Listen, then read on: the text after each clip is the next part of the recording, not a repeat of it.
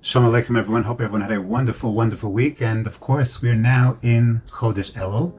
And we also read in Parsha Shoftim a fascinating set of halachos. The Torah tells us that when a person is going out to war, so certain people have exemptions. One of the persons that has an exemption is someone who's rach levav, who is just faint of heart. But then the Torah identifies three specific cases: a person who planted a new vineyard, a person who built a new home, and a person who's getting married. And the common denominator, of course, is that all of these people have certain major distractions in their lives. Someone that just became married, of course, should be focused on his relationship, on building the simach esistro, as we learn in Parshas Kisei. Someone who built a new home and has not yet been mechanech, needs to make sure that home is securely his. Same thing with a vineyard.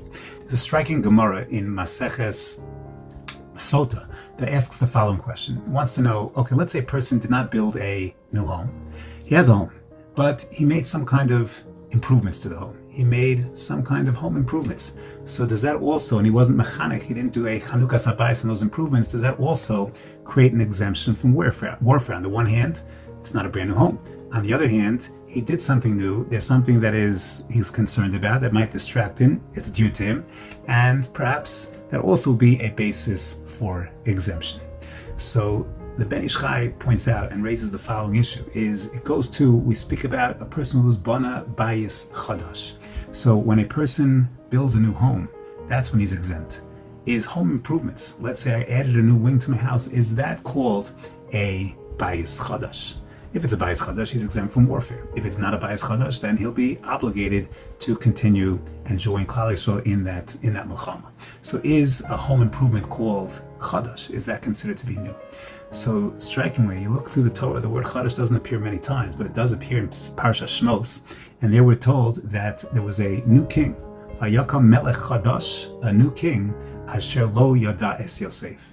And he didn't know Yosef. And there's a very famous machlokas Rav and Shmuel Rashi brings over there, and that is, what does it mean chadash? One possibility is chadash mamish. It was a brand new king. The old Paro had died. This is a brand new Paro. And then the Torah Rashi cites an alternative view in that it's not a brand new Paro, but rather it's a changed Paro. He has adjusted his deos, his philosophy, whereas in the past he was kind to the Jewish people, now he's no longer kind. In other words, this other Manda Amar says that Chadash does not have to mean brand new. It could mean with a different outlook, with a different viewpoint, with something changed. And that also would be qualified as Chadash. And therefore one could suggest, says the Ben Ish Chai, that maybe even, and this is the question that's cited to the Gemara, maybe that yes, home improvements, that's also called Chadash. It's not brand new, but it's different, it's changed, it's developed. And therefore that's also called a sense of hischadshus, and that also, Paskins the Rambam, would cause a person not have to go out to war. That's also called chadash.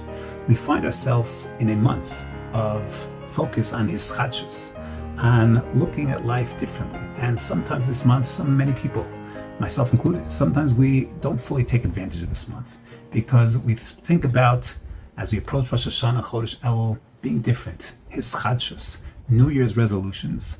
And all too often, we have very dramatic desires, big desires, fundamental change.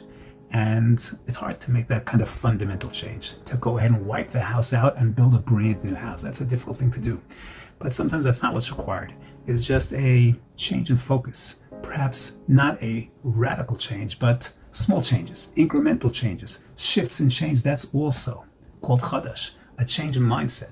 A change perhaps from a fixed mindset to a growth mindset, a change in attitude. It doesn't have to be fundamental, radical to the core. It doesn't have to mean wiping out the existing structure and putting up a new one.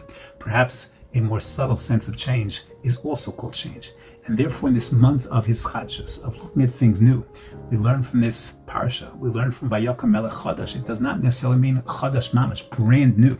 It could also mean just a shift in focus, a shift in direction, a shift in attitude, and that's also called hischadshus. That's also exceptionally meaningful. And as we approach Chodesh Elul, we approach this month of introspection, of examining ourselves and seeing what we're all about. Perhaps that indeed is where our mind should be at, not radical change, but more subtle change in direction, and therefore getting the most out of this Chodesh Elul. Have a wonderful, wonderful day.